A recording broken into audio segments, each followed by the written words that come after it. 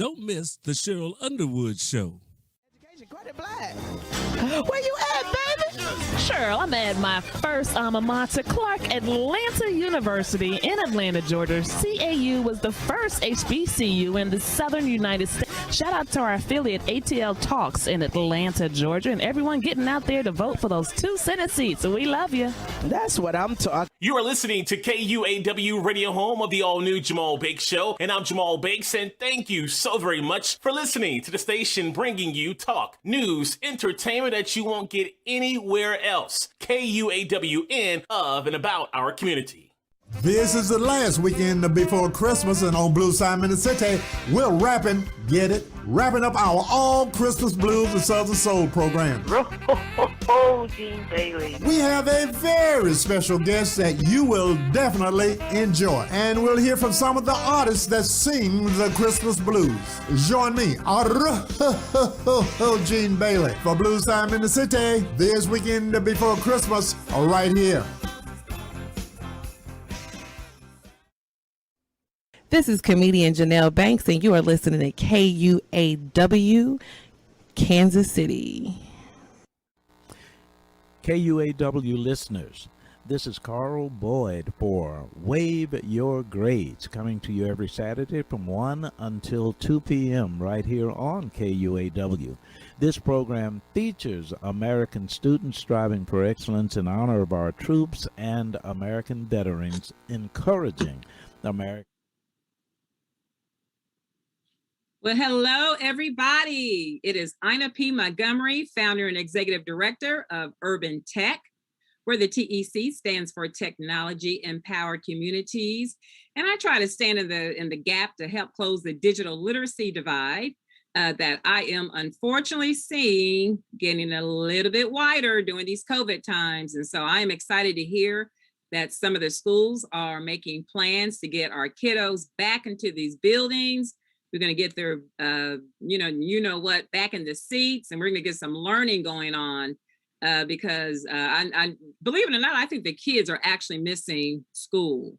So we're going to get them back in. There's going to be, I think, some transition time between, being at home, getting back in the building, getting back in the routine of things. But I'm sure working together, we're all going to figure it out and make it happen.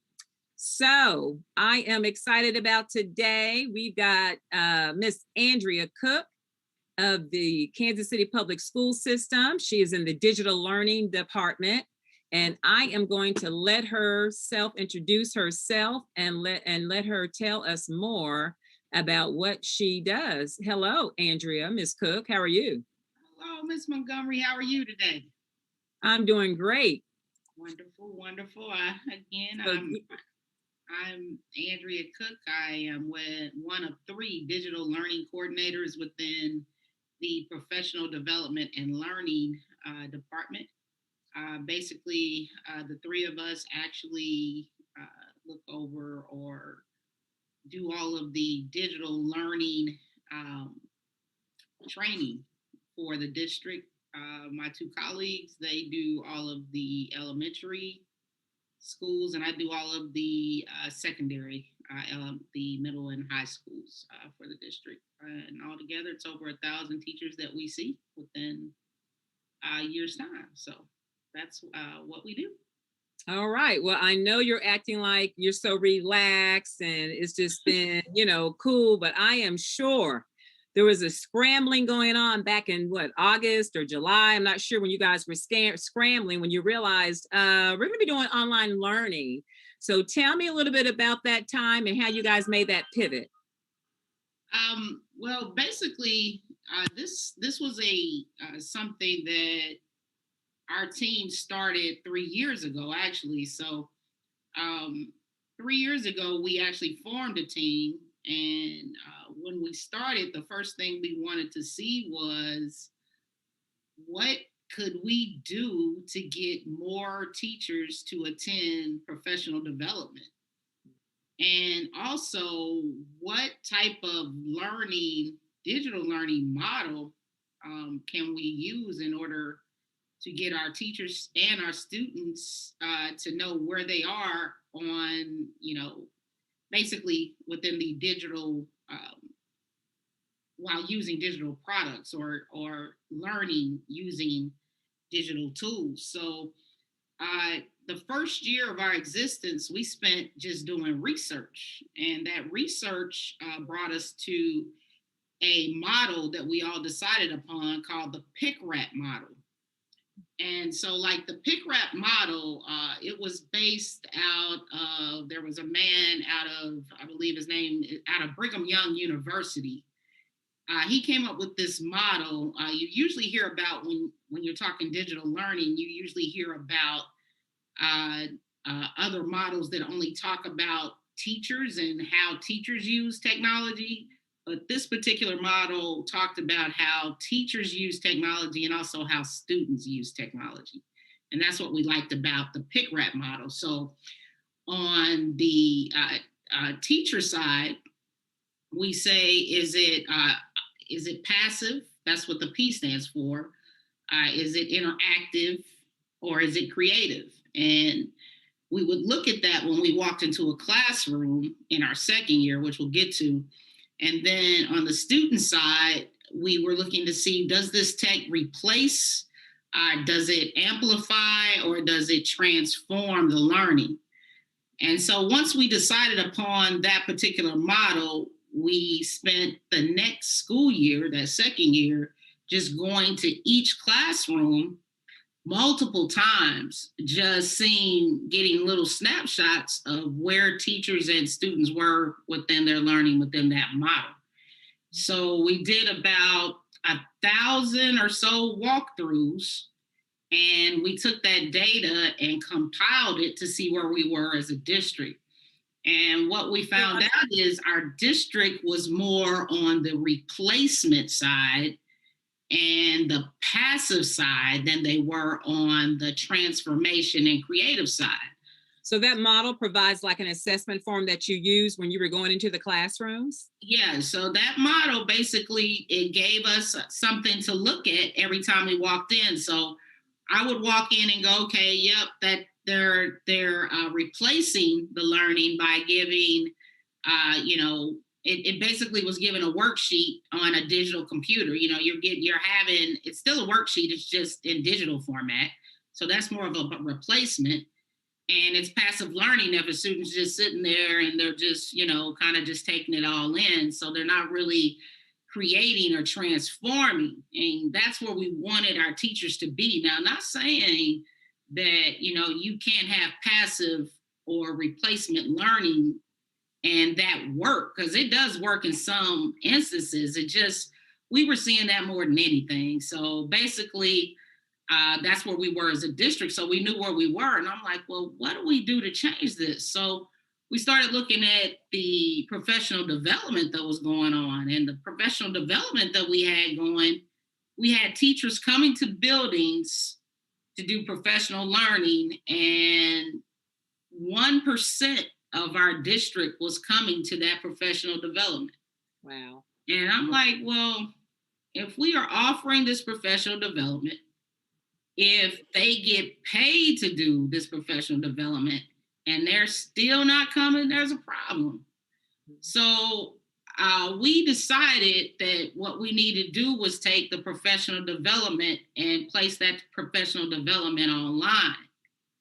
So in our second year, what we did is we came up with what is called the digital learning roadmap. So this is what we came up with. And in this digital learning roadmap, we thought that we should have a place where teachers can learn all the tools that we are using within the district.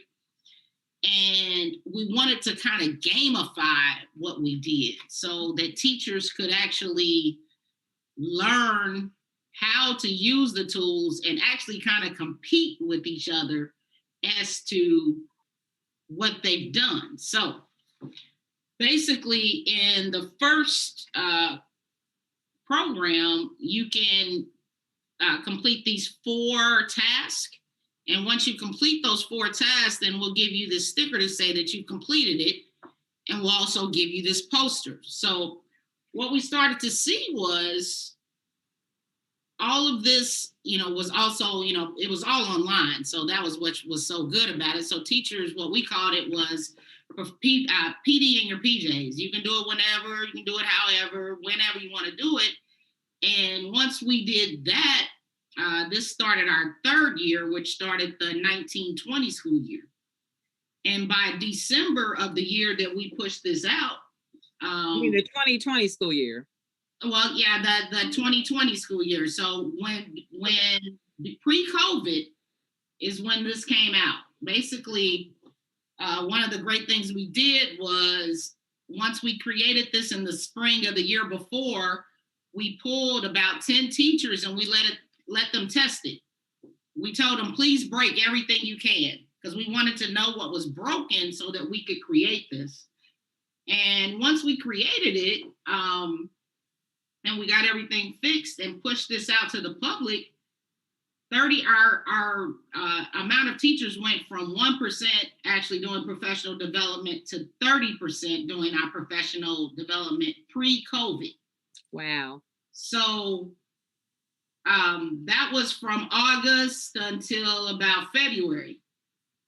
But one of the other things that came up as we were talking and we were starting to go through this process, we decided that we needed more people on the ground to help with what we were doing because it was only 3 of us.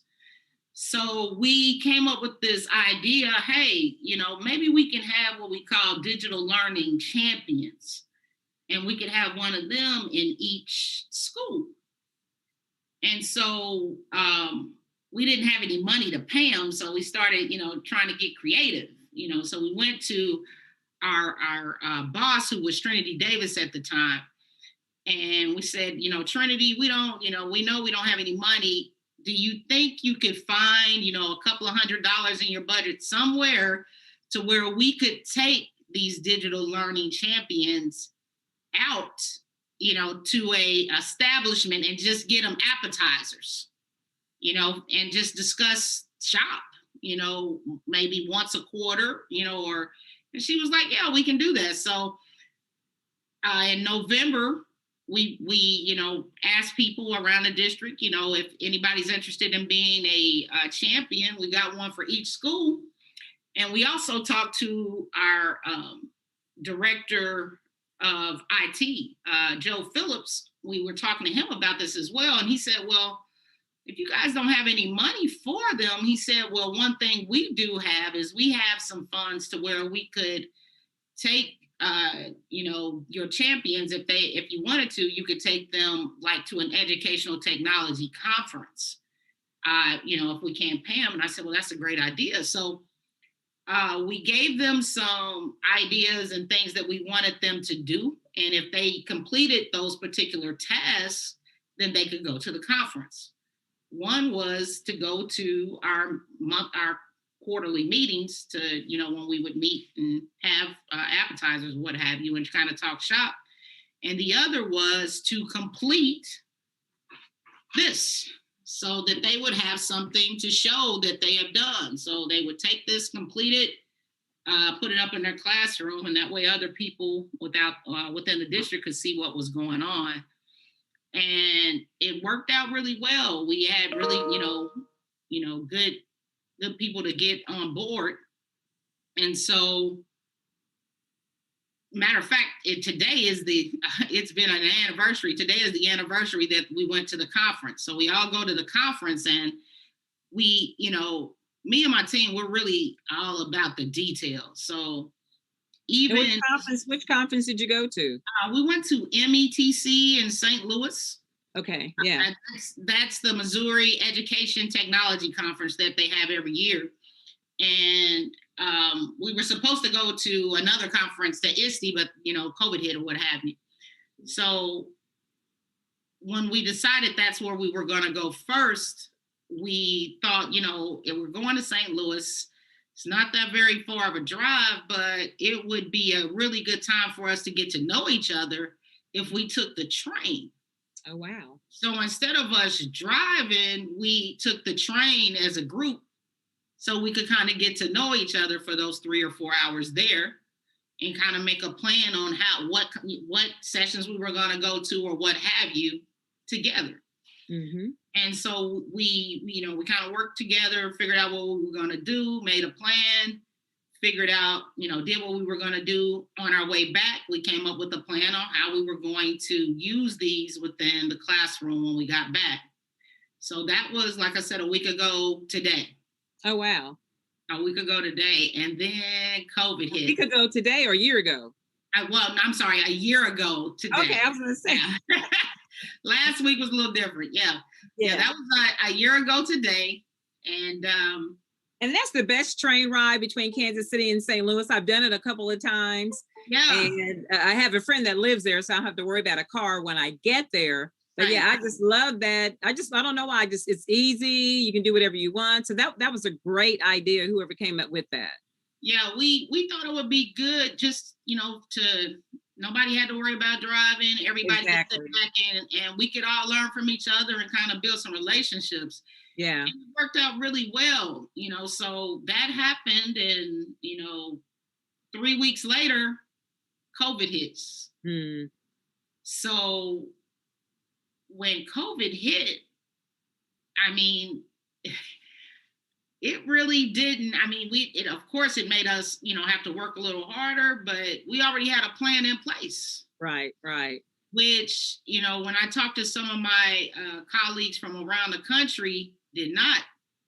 So once we already had this in place, we used to pay teachers like for doing it. Once they did these 4, we would pay them $50 to complete the first one and $50 to complete the second. Well, that's off the table now. You got to learn them all right now. You don't have a choice because you're going to be teaching from home. Mm-hmm. And since you're going to be teaching from home, you have to have these skills in order to teach from home. So just get started. That's the only thing I can tell you. And if you have any questions about how to do any of those things to get you started, just let us know. So that's basically. So that's really been working out. I'm just surprised at that 1%. So what you said initially, only 1%. Because I thought you had district level professional developments. They weren't coming to that? No, this is exactly what I'm talking about. Those are district level professional developments. And the problem, what we found is for district level professional developments, you can, you have to go to some, but some of those you can do during the day where you may not get paid for it. Okay. But the ones that you do outside of your work hours, you get paid for. A lot of teachers have other things that they have to do outside of their pay time, that they don't have time to come. First, they have to drive from their school to, Metro Tech to actually do the profession. I mean, it's a lot. So when you take that time aspect out of it and let them choose whenever they want to do it, and they can do it from the comfort of their own home, it made a huge difference. Made a difference, yeah. Okay. I was just wondering what was the factor, and I guess I get it now. Mm-hmm. The convenience for them to do it whenever they want to, which gives them the luxury of time. So that's good. So now, what's your percentage? What is your success rate percentage? Would you say now as far as participation? Oh well, I'm not gonna say 100%. Okay. Just because, but I'm gonna say 100%. And that's because you have to use these tools in order to teach right now if you're teaching in an online environment, period. So, I mean, you have some that are using it better than others that are integrating, the technology into their curriculum a little bit better than others. But as far as do I know how to, use the tools themselves? Mm-hmm. Most of our teachers know how to use the tools themselves. Yeah. So is there any continued challenge for some of the teachers? I know you're saying 100%, mm-hmm. but let's say you've got maybe 1 or 2, laggers. Is it comfort with technology? Is it, just not comfortable still in using it, integrating it with their instruction? What is it, do you think? Well, I mean, it's like with anything, you got some people that are going to be like, oh, I get it. And then you got some people that are going to be like, oh, I don't get it. And then you're going to go have some people that are going, oh, I don't get it. I don't want to get it. I don't care about it. I'm not doing it. I don't care. You know, then you got some people who want to do it and gonna cry to try to get it done. I just sat with many a teachers virtually crying, trying to get through this because they had to change their whole way of thinking in order to get teaching done. You know, if you've been teaching, you know, for 30 years and you've been teaching, even though we use technology tools in the classroom these days, but there are still a lot of teachers out there that weren't using them, regardless of, you know, how many tech tools we have. Right. That, you know, just said, I'm not using them. And then now you are forced to use them. There were a lot of tears, you know, there are a lot of tears, you know, but we got everyone to a point to where you may not like it, but you're going to have to use it, you know, and some of them use it to perfection. Some are still struggling, but we are willing to help anybody who wants to be helped, you know. Right. Say that's the first step. Yeah. And then on the other end of that question, there are the rock stars. So when I'm off, literally off your chart, you know, am I still reaching out to you, Andrea? I'm off that chart. Give me more. You know, tell me about those teachers because I know they're out there. Man, where are they at? What are they doing? Ooh, we got some rock stars. Listen, I've seen some things. So basically, the tech champions that we came up with in November turned into this school year 2021 into tech mentors. Okay. And tech mentors, they actually had to do an interview process. I mean, we had to come up with, you know, however, and during the interview process, one of the questions, and they knew about this beforehand, is they had to show us something that they were doing in their classroom and teach us. So one of the teachers, she blew us away with a program that she developed in order to teach. It was like an art museum. She had built using code, had, you know, an art museum, an interactive museum for students to get into. And this young lady, she actually works with Tammy Buckner and with We Code KC on the weekends. Amazing what I saw. And I'm like, yes, that's what we're talking about, creation, you know, and that's what we want so that our students can use their creative minds in order to build and to get past just some of these basic programs that we, you know, put out there for teachers to use. Right. Yeah. And that's, I think sometimes the challenge from my angle is working, you know, trying to get the teachers to see there's, you know, they can really enrich their instruction, you know, with the technology. You know, they think it's a replacement. It's not a replacement. It's an enrichment. It's a supplement. It's a tool. You know, it by no means is going to ever replace, you know, them, and it's definitely not going to replace the content of instruction. It's just a way to engage students more and to get them to learn. We're just trying to get them to learn, but taking a different path. You know, that's all it is. So that is really good to hear. Yeah, absolutely. And, you know, I think that, you know, the majority of teachers understand that now. I think a lot of them didn't understand that before the pandemic, but I think that they're like, oh, I get it now. It's not because of me. It's you know, I mean, it's not because of the tech. It's because of me and how I use the tech. Exactly. You know? So it's a tool. You know, I always tell them it's just a tool. You are always going to be needed. You know, they can't do anything without you. So right. So now where are you at? Now what is you've got all that behind you. They're acclimated to the sheet gear you showed me.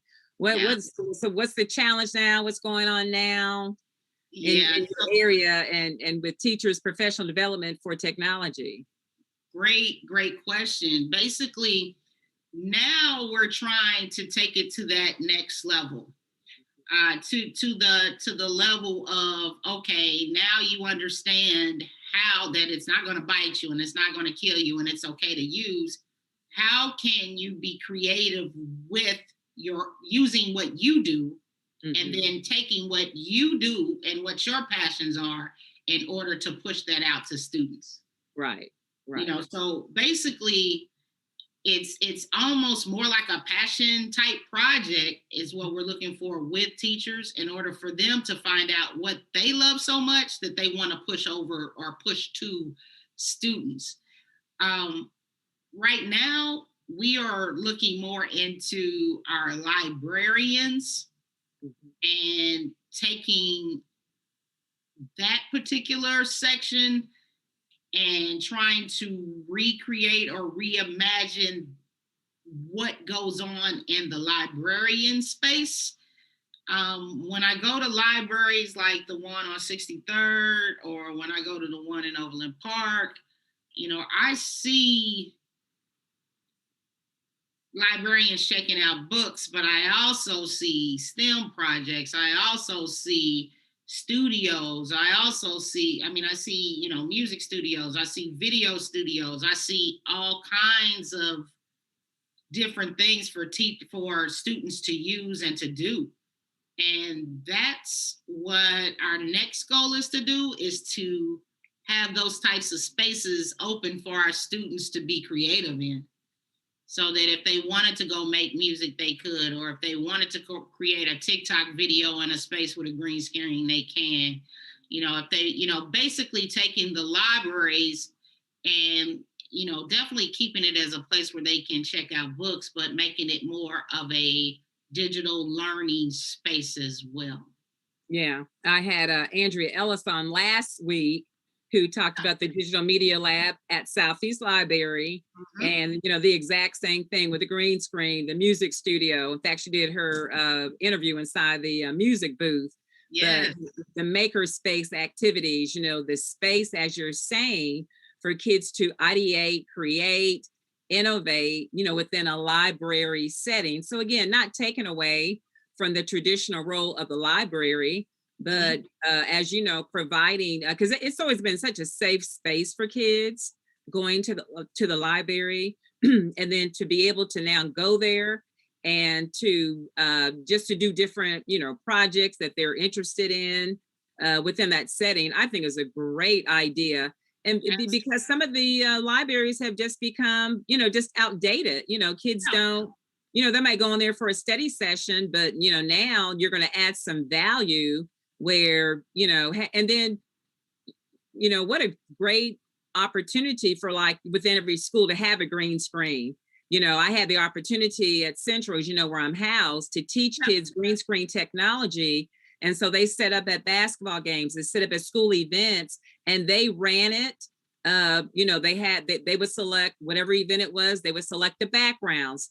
The students would come and select their backgrounds. They would stand in front of the green screen, get that picture printed. And so they're, and those are 20, as you and I know, 21st skills that they should and could be learning. And that's such a low hanging fruit. And just a little FYI, if you can't afford the green screen paint, the green table cover at the Dollar Tree. Yeah, absolutely. So the district says we have no money, we can't afford all that. Go get those doggone Dollar Tree covers and stick those up on the wall with some push pins and keep it moving. That's all you need. I mean, it doesn't take a lot of money to create these spaces. It really doesn't. And that's the information I've been sharing is, I think about being a kid in Kansas City and being a kid in a school that didn't have a lot of money. That was such a beautiful thing. And what was so beautiful about that is we had to get creative on how we got creative done, yes. And so we still have to be creative on how we get things done. And I'm sad in regards to the pandemic and all of the people that have died and all of the things that have happened. But I'm also happy because I believe it's put a reset on how we do school. So I mean, I know a lot of kids have been out of school, and a lot of kids are really sad they've been out of school. And a lot of kids have lost, maybe not learned as much. And then there's a lot of kids that have since they've been at home. So, when I see the CNNs and I see, all this learning loss, hold up now. There are some kids learning at home now. I've been in classes all for the last couple of weeks, sitting in classrooms. Well, virtually going and doing some walkthroughs in the classroom. These teachers are doing some amazing things. Oh, good. Amazing things from home. So, right. They're not getting the pub that you know they should get, because there are some amazing things going on from their own domain. So I just want to make that clear that, you know, there's lots of teachers out there making it happen at home. Always. Yeah. Well, I will probably be reaching out to you for the names of some of those teachers for my newsletter that I'll be launching, that I've been talking about launching, but I'm going to get that thing launched. But you're so right. You know, COVID, as you said, you know, it's been, you know, there's a silver lining in everything. And although, no, we're not happy being at home, you know, here I sit with my new ring light in my bedroom studio, you know, who knows? Right. And so with my virtual background. Right. And so we can be anywhere. Nobody knows. And so it has been a great opportunity, you know, to be more innovative. But my thing is, there's still a need for kids to learn some skills that they may not know. Now, some might have self-taught themselves, because as they say all the time, you can Google and YouTube anything. You want to know how to do something, YouTube it.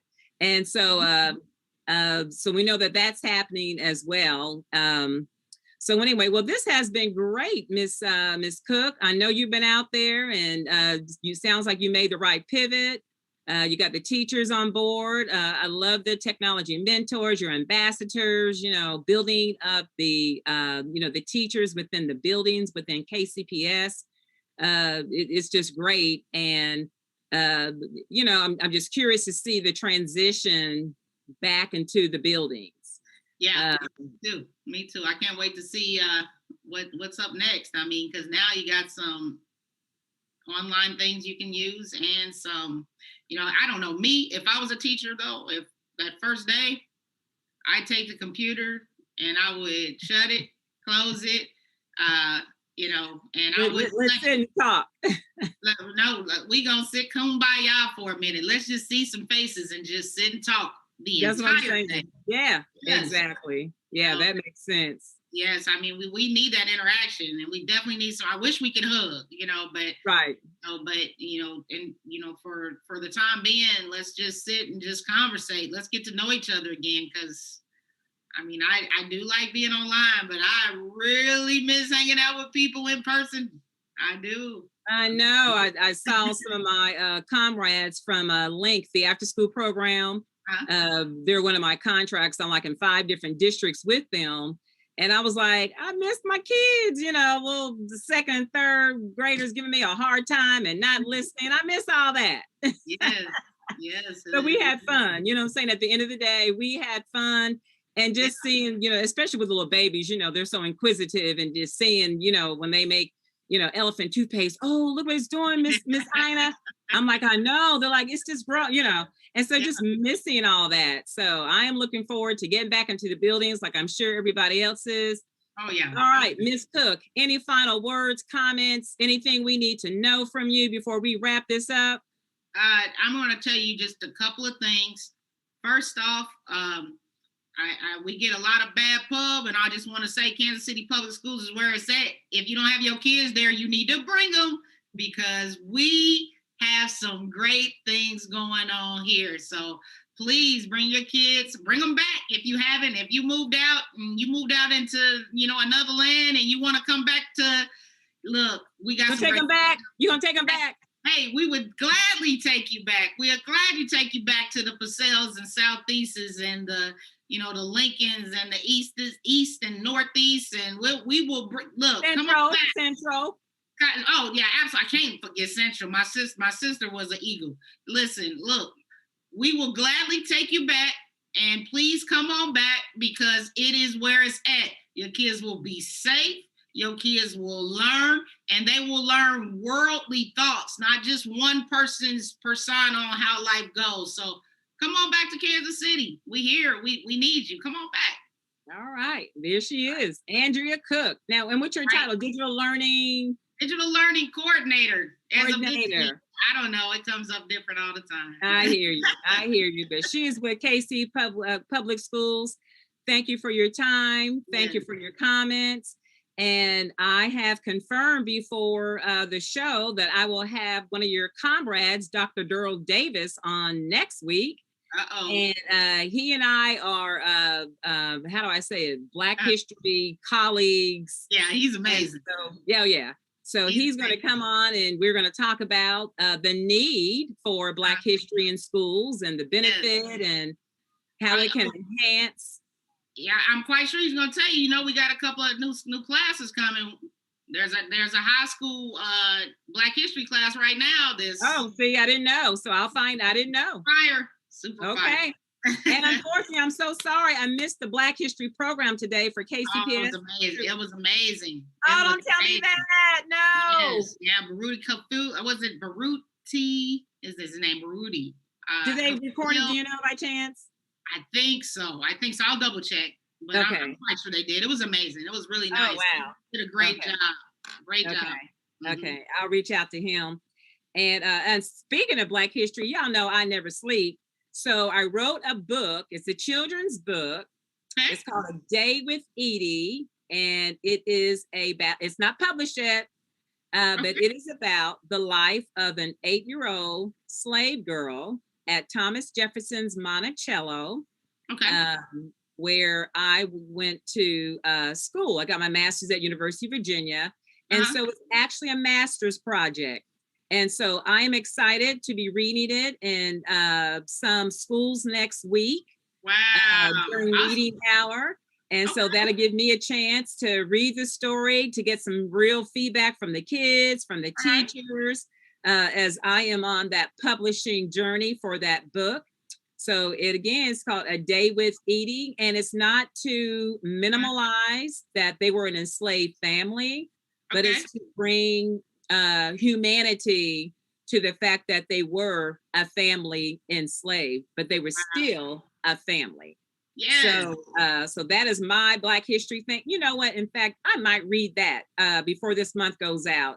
I've got the book scanned, and so I will read it and see what kind of feedback I get. But I appreciate you again, Miss Cook. We are about to sign out here. I am Ina P. Montgomery, a Digi sis in a Digi world, signing off until next Thursday at 5, where, as I said, as far as I know, Dr. Durrell Davis of KCPS, I forgot his title. I know Assistant Supervisor, Digital Equity, I believe. Oh, no, I'm sorry. Innovation. Thank you. He will be the guest, so please look forward to tuning in. If you've missed a show, I believe that they're posted on KUAW, so you can go back and see Andrea Ellis, go back and see Christine Chandler, some of the other great guests that I have had. I believe coming up on a year now almost, but it has been a fun run. So one day I'm gonna get that music to close out my show. You know what? I'm gonna try to have it next week. I'm gonna find me some jazz track, something. But again, thank you, Ms. Cook. I will be seeing you, and I am signing off. I will see you guys next Thursday. Bye-bye.